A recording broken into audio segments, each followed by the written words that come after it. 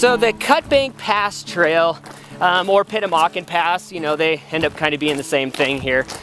So you start out at the Cutbank Pass Ranger Station and you work your way all the way up to Pitamakan Pass, and then you go down into the cold Nyack region. And so let's get to it. So the first part of the trail is the first 4 miles, walking in the trees and along Cutbank Creek, and I covered that in a couple of other blogs that I'll link below.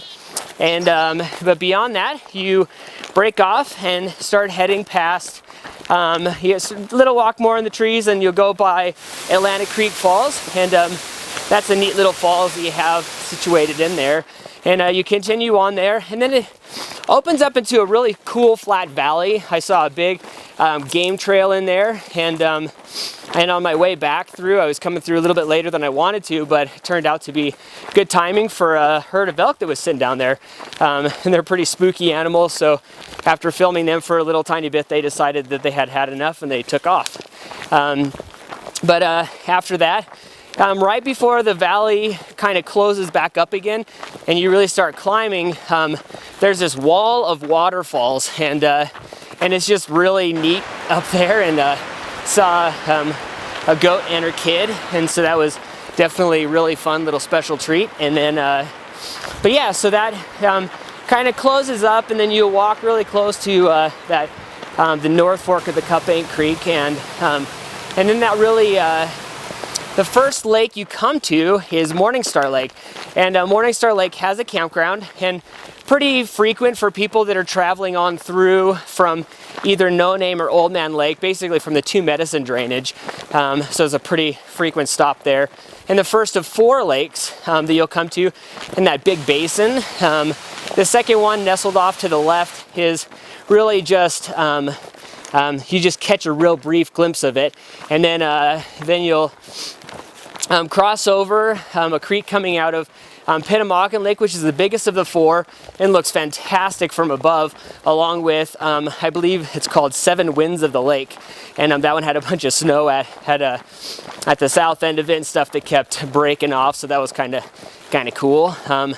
But through all that section, it's really fun because you're walking through kind of these alpine meadows with some trees, and it's just a real neat area. And I walking through a little bit later in the year, instead of a bunch of snow, there's a bunch of flowers, so you know, kind of fortunate for that as well.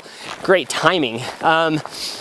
Anyway, so then you climb up the slope there, and on that slope, keep an eye out for a bunch of sheep. I think every time I've ever come across that place, I've seen sheep. And right now the rams aren't with the ewes and the lambs, so this is primarily just a girls and kids club on this one. So, but it was just really fun to just walk around them and see them and all that kind of stuff. The other one is for those that would want to drop into the cold Nyack or possibly climb a few peaks in that area. You know, you start out right at Cutbank Pass, and the big mountain right in front of you, or the green one, is Tinkham, and just to the right of that is McClintock, and you go in the saddle between the two of them. In order to get to that saddle, it is really steep. It's like a steep goat trail. So I wouldn't necessarily recommend this trip for anyone, because it's just really steep and lots of scree, and it kind of felt more like I was climbing peaks than I was just hiking a trail in Glacier. You drop in this really, really sweet basin, and I actually camped there. You can get an undesignated camping permit there because it's the cold Nyack region, it does get a little breezy in the evening, so you might have to guy out your tent or use guy lines because it gets a little bit breezy, and there's not really a lot of places to bury stakes.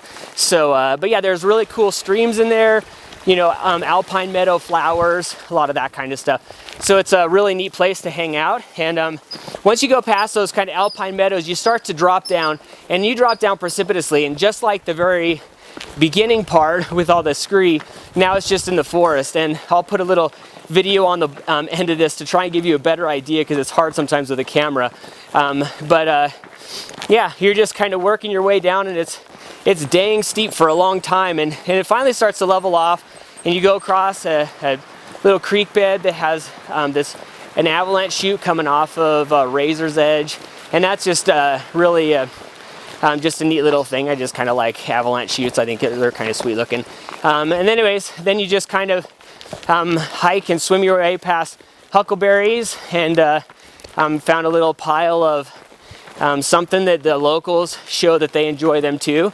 And anyways, just kind of, they also apparently like ants.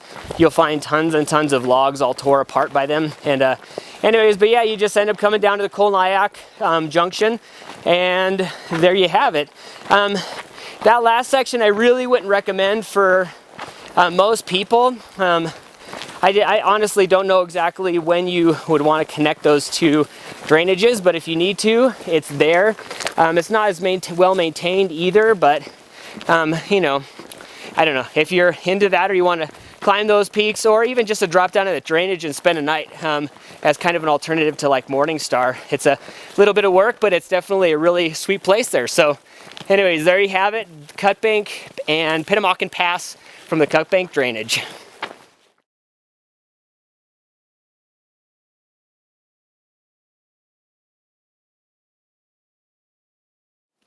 So I'm trying to give you an idea how steep this trail is and how overgrown it is in a lot of parts. I'm going to show you. This is it.